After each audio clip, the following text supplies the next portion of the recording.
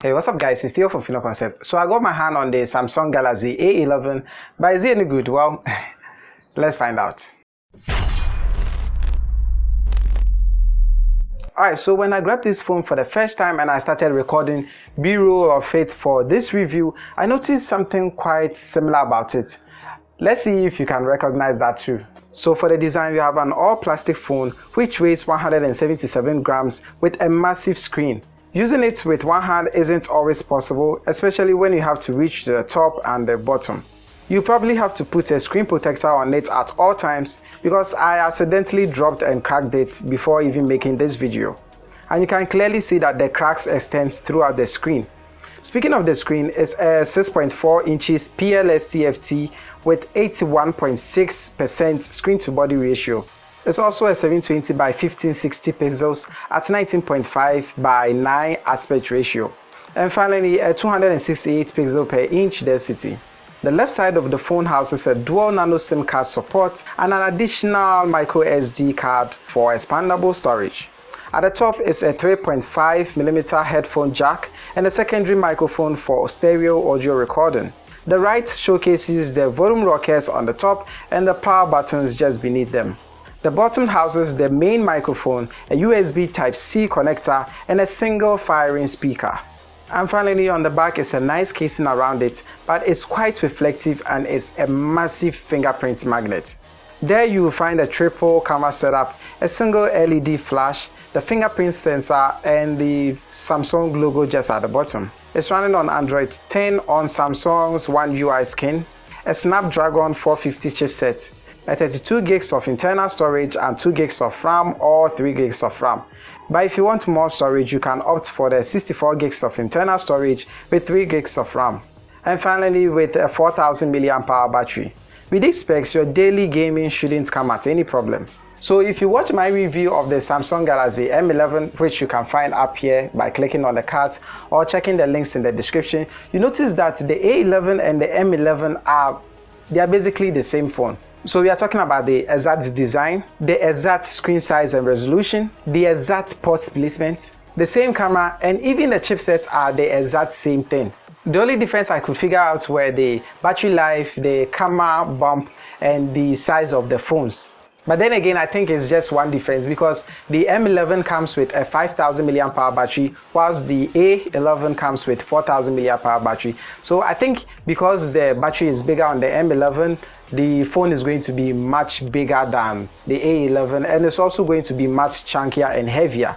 And again, because the battery on the M11 is much bigger, the camera cutout is not going to protrude as much as the A11. Setting up a finger for extra security takes less than a minute to complete, and overall the scanner works just fine.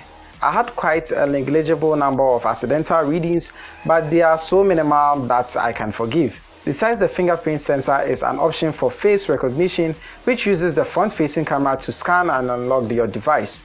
For the rear-facing cameras, we have a 13-megapixel f1.8 wide lens, a 5-megapixel f2.2 ultra-wide, and a 2-megapixel f2.4 for the depth sensor.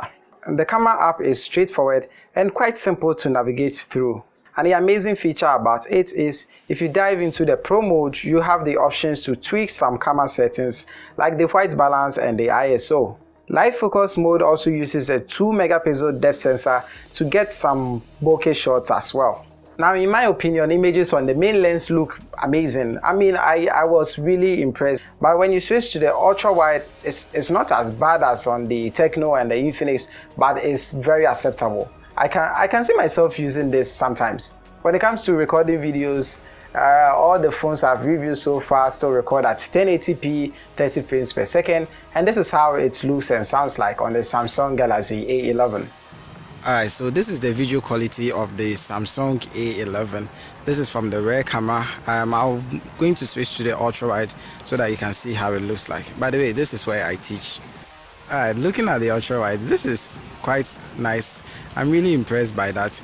And again, something about Samsung camera setup, changing the exposure right in the camera settings, I think it's a nice idea. So yeah, ultra wide looks great. Now for the 8-megapixel front-facing camera, I really like it, but there's a problem with it. It has some kind of zoomed in effect. Well, usually we call it crop factor, it zooms in onto your face anytime you are recording or taking pictures with the front facing camera. You know what, let me just show you.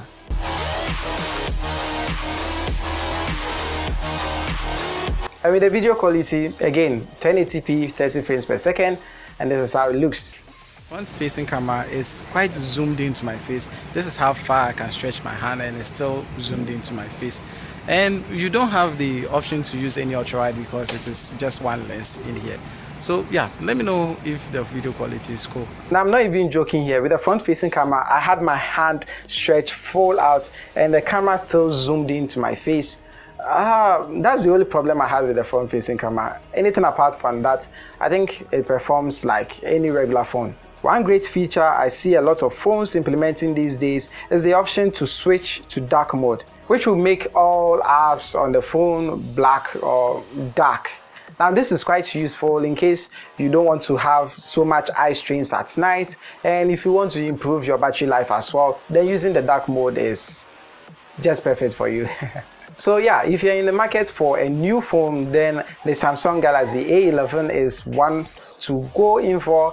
What I like about this besides the M11 is that you are getting it for a much cheaper price. So if you have around 800 to 850 Ghana cedis with you, then you can definitely purchase one of these. It can even come down depending on where you are buying it from. The only side effect is that you are going to get a 4000 mAh battery as compared to the 5000 mAh. And if you are someone who cares so much about the screen, then get the Samsung Galaxy A20, which I'll do a review about once I get my hand on it. Because it's using the Super AMOLED screen, it's going to give you much vibrant colors and much vivid images. So yeah, thank you guys for watching. If you like this video, please give it a thumbs up, subscribe to this channel and other channels which I have them linked below. And as always, don't forget to share with your family and friends. This is Theo from Phino Concept, and I'll talk to you guys in the next one.